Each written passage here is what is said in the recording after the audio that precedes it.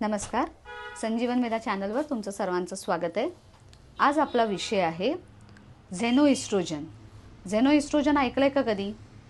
झेनोइस्ट्रोजन म्हणजे तुम्हाला तुमच्या शरीरात आर्टिफिशियल पद्धतीने म्हणजे बाहेरून येणाऱ्या काही वासांमुळे किंवा काही गोष्टी तुम्ही वापरल्यामुळे तयार होणारं इस्ट्रोजन हॉर्मोन।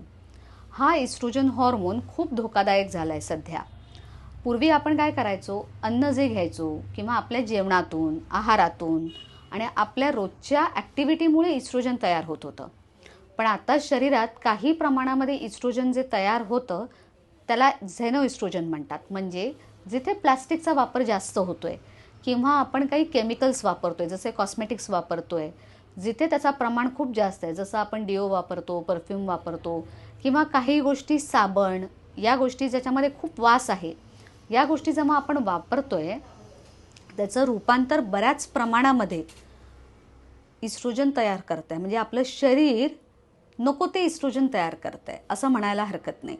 पण याच्यामुळे काय होतंय, आपले हॉर्मोनल इम्बॅलन्स जास्त दिसून येत आहेत।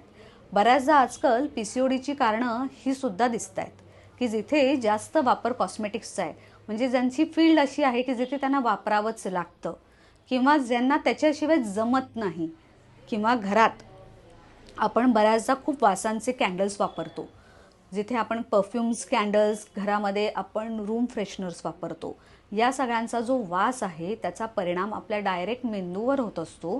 त्याच्यामुळे नव्याने इस्ट्रोजन तयार होत असतं।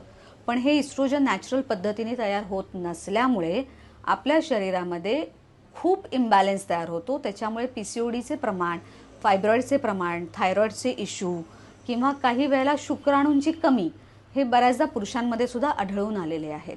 तर सर्वांनी लक्षात घ्या की आपण ह्याचा प्रमाण खूप कमी करू शकतोय। म्हणजे भाज्यांमध्ये सुद्धा तुम्ही ऑर्गॅनिक भाज्या खा, जिथे केमिकलचा वापर कमी असेल।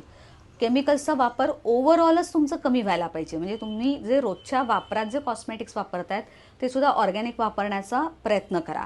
प्लस तुम्ही जे नॅचरल साबण, जसे शिकाकाई वगैरे आपण पूर्वी घरी करायचो, किंवा काही साबण आपण घरी बनवू शकतो, असं काही घरी वापरणारे पद्धतं किंवा आयुर्वेदिक काही गोष्टी वापरायला चालू करा।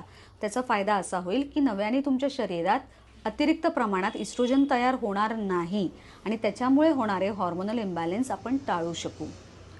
कृपया सर्वांनी लक्षात घ्या। धन्यवाद।